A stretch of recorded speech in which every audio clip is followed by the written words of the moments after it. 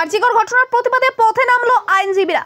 মঙ্গলবার আরজিকর কাণ্ডের ঘটনার তীব্র প্রতিবাদ জানিয়ে মৌন মিছিলে শামিল হলেন পূর্ব বর্ধমান জেলা আদালতের আইনজীবীরা। মৌন মিছিল হয় বর্ধমান কোর্ট চত্বর থেকে শুরু হয়ে বাদামতলা কার্জন গেট হয়ে পুনরায় কোর্ট চত্বরে এসে শেষ হয়।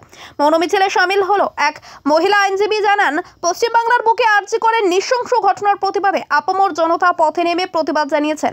আমরাও দুষ্কৃতীদের যে জঘন্য কাজ, যার জন্য একজন কর্তব্যরত মহিলা ডাক্তারের প্রাণ গেছে, সেই জঘন্য কর্মে যারা দোষী তাদের কঠোর শাস্তির দাবি জানিয়ে আমরা মৌন মিছিল করলাম। পূর্ব বর্ধমান থেকে দেবাশিস ঘোষের রিপোর্ট।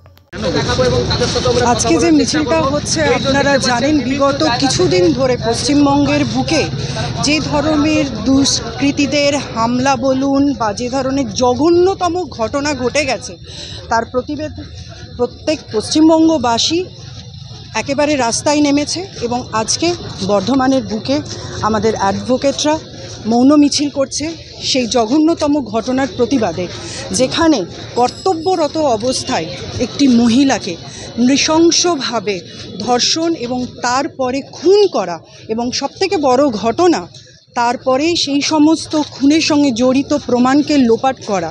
দীর্ঘদিন ধরে একই ঘটনার সঙ্গে জড়িত যে সমস্ত ক্রিমিনালরা আছে তাদেরকে লুকিয়ে রাখার চেষ্টা, এটা এত বড় নির্লজ্জকর ঘটনা বোধহয় পৃথিবীর বুকে এখনো পর্যন্ত ঘটেনি। প্রধান বিচারপতি শরৎ পর্যন্ত মামলা করেছেন। একদমই তাই। খুব লজ্জার বিষয় যে আমাদের পশ্চিমবঙ্গে একজন মুখ্যমন্ত্রী নারী, তিনি পুলিশ মন্ত্রী, তিনি স্বাস্থ্যমন্ত্রী, তারপরেও আফটার 7 days হাইকোর্টের অর্ডারে সিবিআইয়ের কাছে এই তদন্তভার যায়। তারা প্রথম থেকেই তদন্তর মোড়টাকে ঘুরিয়ে দেবার চেষ্টা করছিল।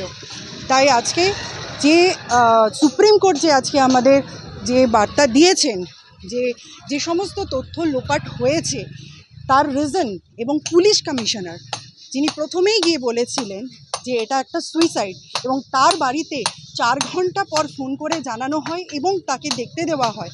এই সমস্ত জঘন্যতম ঘটনার একটাই মাত্র শুধু আমাদের কাছে চাহিদা, সেটা হচ্ছে সঠিক বিচার চাই। শুধু বিচার নয়, এর সঙ্গে জড়িত যারা যারা কালপ্রিট আছে তাদেরকে জনসম্মুখে আনতে হবে এবং পশ্চিমবঙ্গবাসীর সম্মুখে সবার সামনে তাদের উপযুক্ত শাস্তি দিতে হবে।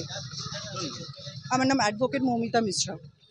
একটা সময় এত অপরাধীদের স্বর্গ হয়ে গিয়েছিল, সেটা নীতিশ কুমার মদ বন্ধ করে দেওয়াতে সেটা তার একটা ভারসাম্য খুঁজে পাওয়া যাচ্ছে।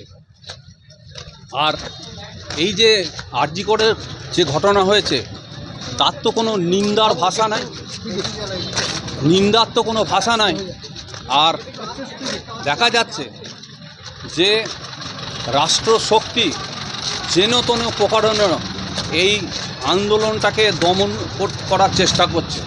ইভিন যেদিন মেয়েরা রাস্তা দখল করেছে, মহিলারা রাস্তা দখল করেছে, সেদিন পর্যন্ত দেখেছি আমরা রাত্রিবেলায় একদল গুন্ডা সরকারি মদতে এবং পুলিশের মদতে, পুলিশ ছুটো জগন্নাথ হয়ে বসে রইল কার স্বার্থে এবং কার অঙ্গুলি হেলনে।